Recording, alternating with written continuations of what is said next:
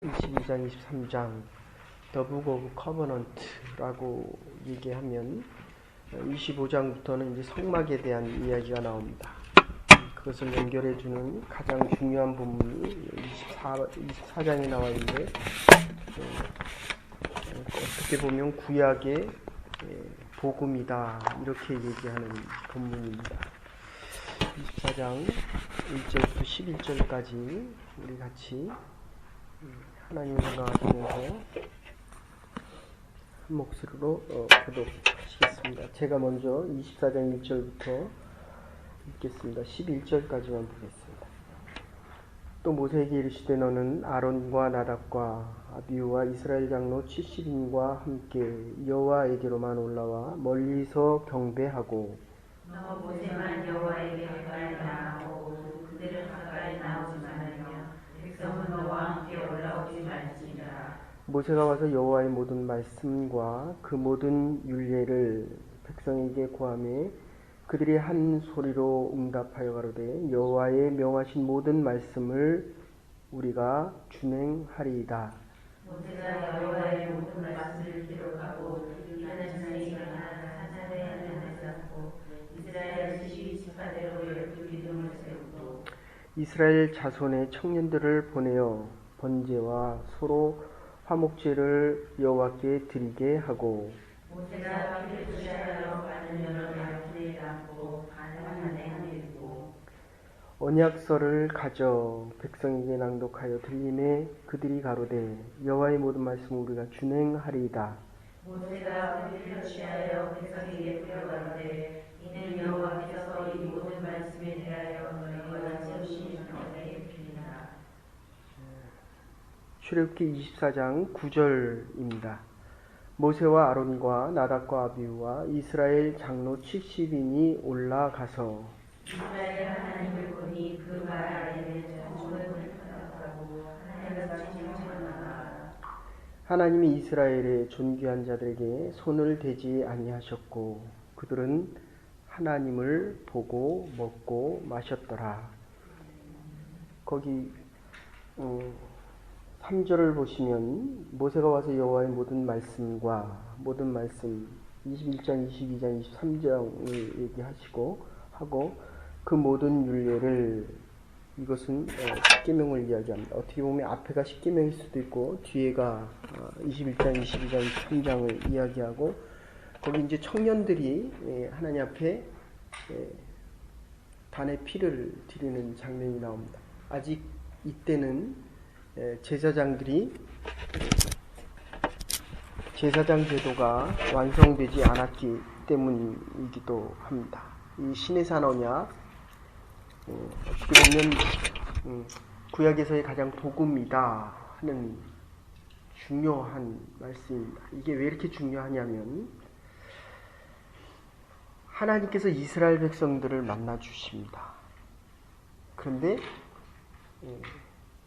우리는 죄인이기 때문에 하나님을 만나면 모두가 살아남지 못합니다. 이것을 죄로 한정 지인다고 얘기하면 신학적으로는 하나님과 우리 사이에 간극이 있다 이런 표현입니다. 우리가 지금 이렇게 하나님 앞에 나와 예배드릴 수 있는 것은 구약시대는 우리가 알고 있는 대로 대제사장만 1년에 한 번씩 들어갔습니다.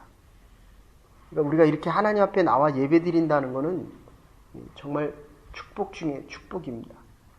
그래서 11절에 보시면 하나님을 만나는 장면이 나오는데 하나님의 발등상만 봅니다.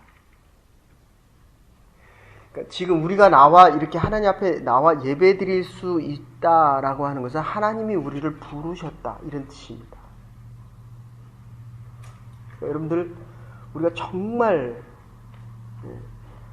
하나님을 경외한다라는 표현을 쓰는데 하나님을 경외하는 자, 하나님을 가장 높이고 높이는 자, 하나님이 뭐가 부족해서 우리의 높임을 받기를 원하시겠습니까?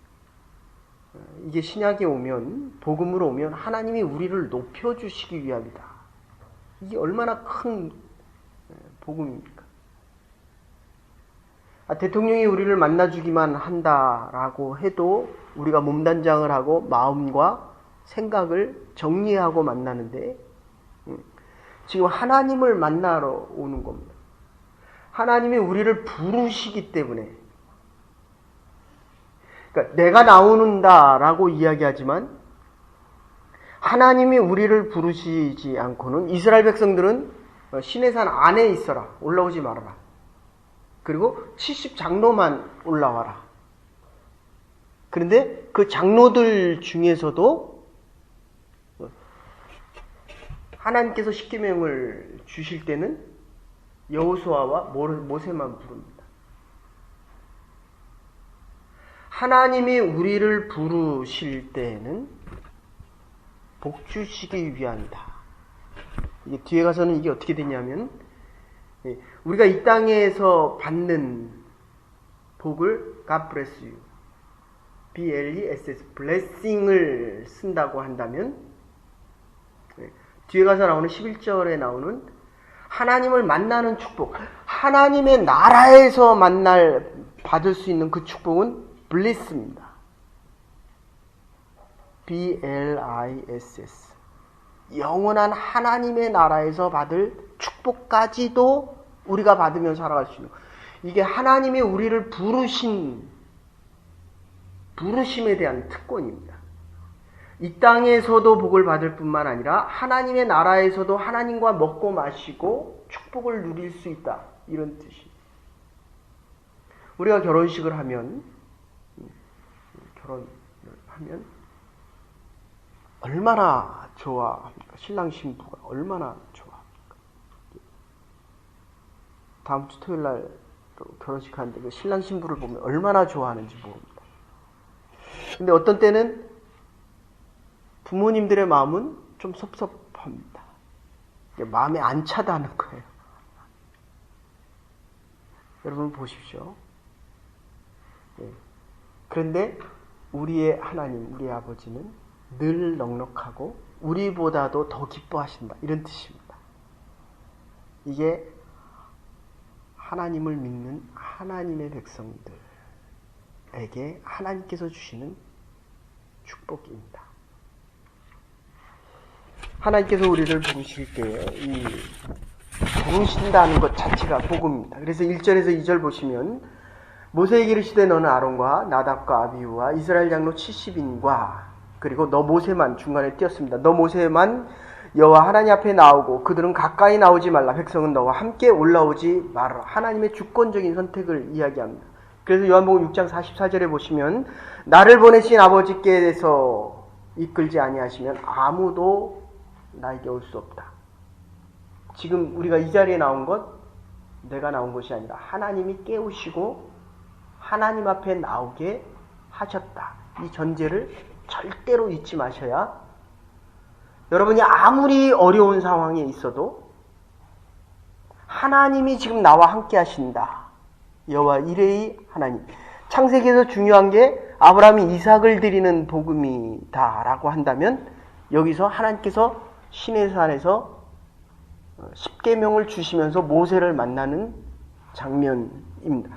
19장 12절 우리가 앞에서도 봤지만 너는 백성을 위하여 사면으로 지경을 정하고 이르기를 너희는 삼가 산에 오르거나 그 지경을 범하지 말지니 산을 범하는 자는 정령 죽으리라.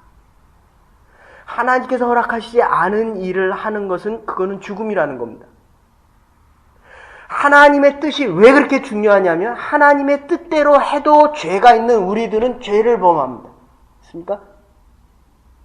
하나님이 원치 않는 일을 하면 그것은 하나님을 위한, 하나님을 경외하고 하나님의 뜻과 하나님의 복을 누리는 것이 아니라 죄로 더 많은 죄를 짓기 위한 하나님의 뜻과 전혀 다른 일을 행하기 때문이라는 것입니다. 그래서 이사야 59장 2절에 보면 오직 너희 죄악이 너희와 함께 너와 하나님 사이를, 우리와 하나님 사이를 너희 죄가 그 얼굴을 가리워서 너희를 듣지 않게 하심이니라. 에베소서 2장 3절에도 전에는 우리가 다 그 가운데서 우리의 육체의 욕심을 따라 육체와 마음에 원하는 것을 하여 다른 이들과 같이 본질상 진노의 자녀였다. 하나님 부르시지 않으면 복된 자리에 나갈 수 있는 자가 아무도 없다는 것입니다. 그래서 요한복음 14장 6절에 예수께서 가라사대 내가 고키려 진료 생명이 나로 말미암지 않고는 아버지께로 올 자가 없느니라. 모세는 하나님께서 세우신 중보자입니다. 저와 여러분들이 죄가 많은 이 땅에서 하나님께서 우리를 부르셔서 그 죄된 자들과 죄악된 곳에 화평과 회복의 중보자로 세우실 수 있기를 간절히 바랍니다. 하나님이 우리를 부르셨기 때문입니다. 그래서 중보자를 통하여 하나님께서 택하신 백성을 부르시겠다는 겁니다. 3절에 보시면 모세가 와서 여호와께 모든 말씀과 율례 이렇게 이야기합니다. 모든 말씀은 십계명을 의미하고 모든 율례는 지금 우리 21장 23장까지의 The Book of Covenant를 이야기합니다. 7절에 보시면 언약서를 가져 백성들에게 낭독하여 들림에 그들이 가로되 여호와의 모든 말씀을 우리가 준행하리이다. 4절에 보시면 모세가 여호와의 모든 말씀을 기록하여 이른 아침에 일어나 산 아래 단을 쌓고 이스라엘 12지파의 12기둥을 세웠다라고 이야기합니다. 하나님께서 우리에게 언약을 주실 때 이게 왜 이렇게 중요하냐면 조금 어려운 얘기지만 신학적으로 보면 이 하나님의 말씀을 모세가 그냥 들어서 적었다 이렇게 이야기합니다. 근데 또 신학적으로는 아니다. 어떤 일정한 폼이 있어서 구약성경을 이렇게 보면 폼이 반복되는 폼들이 있습니다. 그러니까 하나님이 직접 쓰신 것이 아니라 양식사적으로 성경을 기록했다 이렇게도 이야기합니다. 그런데 창세기에 기록되어지는 것과 출애굽, 민수기, 신명기에 기록되어지는 저자에 따라서 이게 또 달라지는 폼을 갖기도 합니다. 이것을 편집사적이다 이렇게 이야기합니다. 근데 그런 게 아니다. 하나님의 뜻이 분명히 있는데 그 뜻에 맞추어서 소선지자들이 그것을 전승사적으로 하나님의 전승을 받아서 기록했다 이렇게 이야기하기도 합니다. 그런데 그보다 더 중요한 것은 하나님은 하나님의 뜻을 부름받은 자들을 통해서 반드시 자기의 뜻을 하나님의 뜻이 이 땅에 이루어지도록 이 하나님의 말씀을 기록하고 있다는 것입니다. 그래서 3절에 보시면 하나님에 대한 경외가 모세가 와서 여호와의 모든 말씀과 그 모든 율례를 백성들에게 고하여 그들이 한 소리로 응답하여 가라되 여호와의 명하신 모든 말씀을 우리가 준행하겠나이다. 하나님의 말씀을 경외하는 자들, 하나님을 경외하는 자들은 하나님의 말씀을 준행하지 않을 수가 없다. 그래서 잠언 1장 7절에 여호와를 경외하는 자는 지식의 근본이오늘 미련한 자는 지혜와 훈계를 멸시하느니라. 여러분 보십시오. 결국 믿음 있는 자가 믿음 있는 삶을 살아갑니다. 우리의 아이들이 믿음이 없는 이유는 내가 믿음이 없기 때문에 어릴 때부터 하나님의 말씀을 가르치십시오. 이거는 제가 400째 믿습니다. 400째. 그런데도 믿음이 없어요. 유년주일 학교 2살 때부터 다녔습니다. 이 말씀을 준비하면서 이 잠언을 여호와를 경외하는 것이 지식의 근본인데도 하나님이 우리의 삶의 모든 근거가 되고 하나님의 말씀 안에서의 선택을 해야 되는데 이게 지혜자의 선택이잖아요. 하나님에게 묻고 하나님의 뜻을 알고 하나님의 뜻대로 행하는 것이 이게 믿음의 능력이거든요. 살아가는 모습을 보면 내 지식과 내 뜻과 내 판단과 세상에 있는 것 가지고 판단하는 우리의 모습을 봅니다. 이게 어디서부터 옵니까? 어른이냐 아이냐가 문제가 아니고 우리는 아이는 이 동양사상에서는 아이는 아는 게 없다. 배워야 된다. 안 그렇다는 거예요. 여호와를 경외하는 것이 지식의 근본이다. 크던 작던 어리던 나이가 들었던 내가 오래 신앙생활을 했던 지금 믿던 가장 중요한 것은 여호와의 지식을 가지고 이 땅을 살아갈 수 있느냐. 이거를 경외한다. 하나님의 말씀을 듣고 하나님의 말씀대로 준행하는 자 지혜 있는 자다. 그래서 이제 중요한 얘기가 나오는데 하나님의 희생 제물에 흘린 피로 택한 하나님의 백성을 죄를 사하시는 것 4절에서 5절입니다. 여기 번제와 화목제를 드리는데 다는 제물을 잡아서 하나님 앞에 드리는 것을 이야기합니다. 하나님의 용서와 하나님께서 우리를 받으시는 것을 강구하는데 청년들을 보낸다. 아까 흔적이라고 얘기해. 그래서 관광지에 가보면 한국 사람들 다 낙서해 놓죠. 그죠? 자기의 흔적을 남깁니다. 여러분의 심장과 영혼 속에 예수 그리스도의 흔적을 남기셔야 됩니다. 갈라디아서 6장에 17절에 나온 거. 내 몸에 그리스도의 흔적을 가졌나니 누구든지 나를 괴롭게 하지 말아라. 6절에 모세가 피를 취하여 반은 양푼에 닦고 바울수를 얘기합니다. 반은 단에 뿌리니 8절에 그 피를 취하여 백성들에게 뿌리니 이는 여호와께서 모든 말씀에 대하여 세우신 너의 언약의 비니라. 하나님 앞에 드리는 것은 진노를 제거하고 하나님의 용서와 하나님의 받으시는 봉헌을 의미한다고 이야기한다면 백성들에게 뿌리는 피는 백성들의 죄를 용서하시고 백성들이 내가 복종하겠다는 겁니다. 됐습니까? 하나님의 축복을 원하십니까? 하나님의 복종을 먼저 준행하십시오. 하나님이 여러분을 부르셔서 이 땅을 하나님의 나라로 바꿔가는데 중보자로 사용하실 것입니다. 그래서 에베소서 1장 7절에 그리스도 안에서 그의 은혜의 풍성함을 따라 그의 피로 말미암아 구속 곧 죄사함을 받았느니라. 11절 같이 읽으십시다. 이게 결론입니다. 11절 같이 읽으십시다. 시작. 하나님이 이스라엘의 존귀한 자들에게 손을 대지 아니하셨고 그들은 하나님을 보고 먹고 마셨더라. 아멘.